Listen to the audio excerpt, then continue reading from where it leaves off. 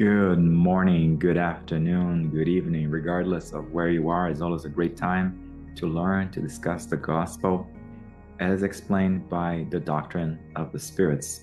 Today, we're going to be reviewing chapter 19 of the book Our Daily Bread, and this particular chapter is named False Allegations, and it's based on Luke chapter 8, verse 28. So before we begin, I'd like to thank Kardec Radio to providing an opportunity for discussions like this to happen online. Kardec Radio is in several platforms. If you have any particular questions or comments, feel free to post them in the X platform, which was formerly known as Twitter. Also, Kardec Radio provides an application where you can have access to content similar to podcasts. So before we begin our conversation, let's close our eyes and connect ourselves to the spiritual world, to our spiritual friends, and to tap into the positive energy that surrounds us. Let's be thankful for everything that life offers. Let's be thankful for our challenges because they make us stronger, wiser.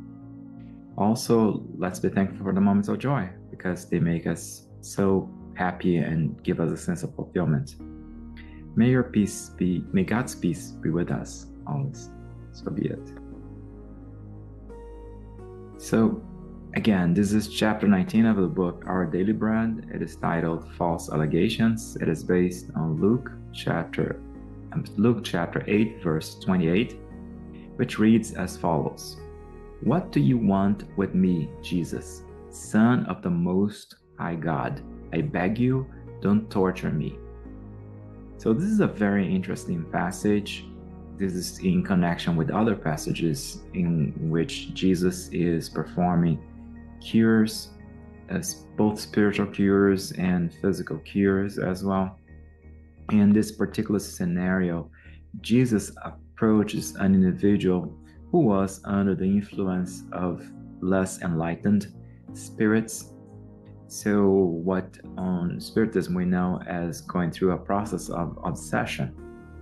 When Jesus approaches that particular individual, who is again going through a serious case, apparently it would be what's called the subjugation, because what seems like is that the influence of the spirits was very strong. There were strong binds between that individual and the spirits that were affecting him. So when Jesus approaches, one of the spirits converses to Jesus through that particular individual and asks, okay, what do you want with me? So he perceives Jesus's light, and he's feeling scared, intrigued, defensive, whatever you want to call. And then he says, Son of the Most High God. So he does recognize Jesus as being a high spirit, a perfect spirit, that's a very enlightened spirit. And then finally, that spirit indicates, I beg you, don't torture me. So the spirit feels torture, so which sounds like an oxymoron when you see an obsessor spirit telling someone else, hey, you're torturing me. But Emmanuel proceeds with an explanation. So in the first paragraph here, Emmanuel indicates that this is the case of a perturbed spirit who felt the proximity of Jesus, and when he felt that presence, he had questions. He was actually, and Emmanuel indicates here, furious questions. The spirit was like, well, what's going on? Why is this so much light coming my way? And that is a very interesting passage that is definitely worth the analysis. What else we see here is that he demands, and the whole question of the spirit asking Jesus, do not torment me, stop tormenting me. And it is kind of an interesting perspective, because we would imagine, okay, so this is a high spirit, a perfect spirit, with the best of intentions, that is there just to provide light and provide blessings, and the spirit that is all good. And on the other hand, this spirit feels threatened by that.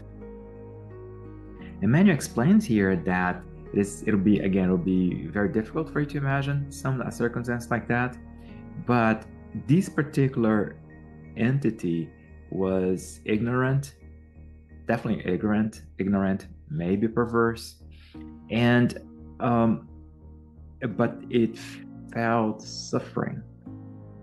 But that suffering, again, the suffering could not have come from Jesus, because Jesus, again, is trying to help. Actually, Jesus is trying to help the individual that was suffering, that was going through the process of an obsession, but also it was also helping all of those other spirits that were also involved as well, the disincarnate spirits that were tormenting that individual, that were actually attacking that particular individual. So to say that, so now he's feeling threatened, he's feeling tormented, doesn't make much sense.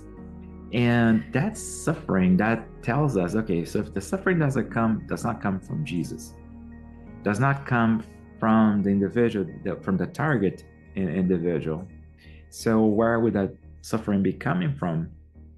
The only plausible answer is that that suffering is coming from the spirit itself, or from those spirits themselves. Even we see here that the proximity of the masters, they provided clarity, and it's kind of like interesting, because that spirit, for whatever reason, those spirits for whatever reason were targeting that individual. So if they were targeting that individual, that means that they had, again, for whatever reason, for personal reasons, for convenient, for there's enormous reasons why they would do that. But whatever those reasons were, they were not good reasons for that to take place. It's not an appropriate behavior ever. So we see here that now when Jesus approaches those spirits, it is a moment of clarity.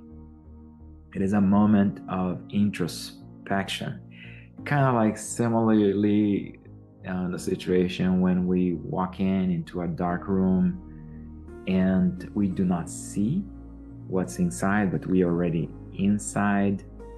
So we think, wow, I cannot see. So if you cannot see, you don't have clarity. If you don't have enlightenment, you don't have light, right? So you don't see what's around you. So, but once Jesus approached those spirits, it kind of like removed this dark layer from their perceptions, and they started to analyze their actions. They started to recognize their wrongdoing. So just imagine that with us. And of course, we always refer to our disincarnate spirits, but these lessons from Jesus, they are for every one of us. They serve for all of us to meditate, for all of us to ponder. So in this particular case here, the same way that if I walk into a dark room, I cannot see anything and I think I'm safe. But then if someone flicks the light switch, all of a sudden I'm illuminated and I can see everything around me. And I noticed, wow, there were so many obstacles in this room, so many hazards that I did not know about. So that moment I will be concerned, right? Because now I see what's around me and I see the kind of risk that I had put myself into. So that was analogous to the situation of those spirits, because they had this conscience now. They had this enlightenment to know, wow, what's going on here? Why am I doing this? Am I really happy with what I'm doing? Am I really happy for causing the suffering for this individual? Am I really happy with my actions? Am I really satisfied? Am I really following my goals? So, and what about other people that I love? Those people are no longer with me, and I'm creating a barrier to being with those people while performing these particular acts. So the suffering was based on their own conscience. The suffering came from the fact, again, that for them to recognize that, hey, for whatever reason that I was doing what I'm doing until now, it was bad, it was wrong. and now my conscience feels heavy. I feel this burden, and it's painful for me to recognize my wrongdoings. So that is the kind of torment that apparently was being brought, that they were feeling. Again, it's not a torment that Jesus was bringing, but it was caused by their own doing. The only thing that Jesus performed was to provide the enlightenment, to clear their visions for them to recognize what was truly going on. So Emmanuel explains here very interesting that the light was punishing his interior darkness, and once that light shows him that darkness that he had, then he understood the torture that he has. He was like, we see this necessity of compassion, even for an obsessor spirit. Again, a spirit might be, regardless of the situation that spirit might be, they are just like us, except that they are in a different realm. The same way that we suffer, the same way we love, the same way we feel hate and jealousy and all those passions that don't make us happy, the same way that we feel lonely, it all happens also in the spiritual world to our spiritual friends as well. So a spirit that is in a situation, as indicated here, is not a happy spirit. The same way that someone who causes suffering to others on earth would not be a happy person. It might pretend to be happy, but once someone that hurts others, once that individual performs some self-analysis, he or she would come to the conclusion then that, hey, he or she is not truly happy. He or she is actually miserable. So, and that's how that particular entity felt. And interestingly enough, also individuals who, for whatever reason we can think of, opposed to a connection with God, a connection, and I'm going to say oppose religion, and I'm going to define religion here not as any particular organization, but as religion in the true sense of reconnecting with God. So whoever is those opponents to religiousness, wherever those opponents might be, it is possible for them to mention this passage to indicate, hey, that's what God's going to bring to you. God's going to bring to you just suffering and self-doubt and hurt and this feeling of inner torment, because there is this conception that this connection, that religion, again in the sense of the connection with God, it tortures our souls, because it provides us with this strong conscience of our obligations. And again, also Emmanuel also explains that those individuals, they haven't seen the light yet. So they mention that they make comments like that, and for the sole reason is that they're not ready. They're still missing. They are actually missing the understanding. So, and Emmanuel here even concludes indicating that those kinds of affirmations, they denounce those individuals, because those are also similar to those spirits. They also have this darkness inside. So in this darkness, it is causing them not to understand how important is religion. And again, religion in terms of connecting with God.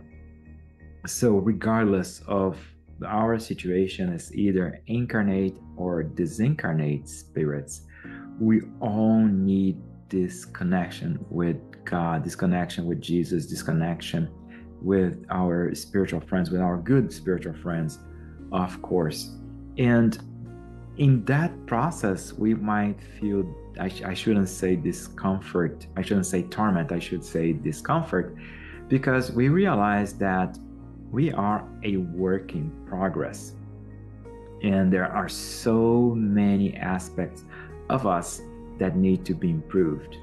So instead of us viewing this connection with God as a torture, as pain, we should see the connection with God as a pathway for our improvement, for our betterment, for enlightenment, and of course, for our happiness. At this moment, let's close our eyes and thank the Lord for all the light that we have been provided with, the light that came to us through Spiritism, the light that came to others through some other belief systems. Regardless, the most important aspect of it all is our ability to understand how much more we need to grow. Also, it's important for us to have hope in God, who cares for us, who cares for the whole universe, hope in the message from Jesus, hope in the message from the Spiritists, from the spirits, the message that provides us a path, provides us this faith in better days for ourselves, for our brothers and sisters, and for humanity as a whole.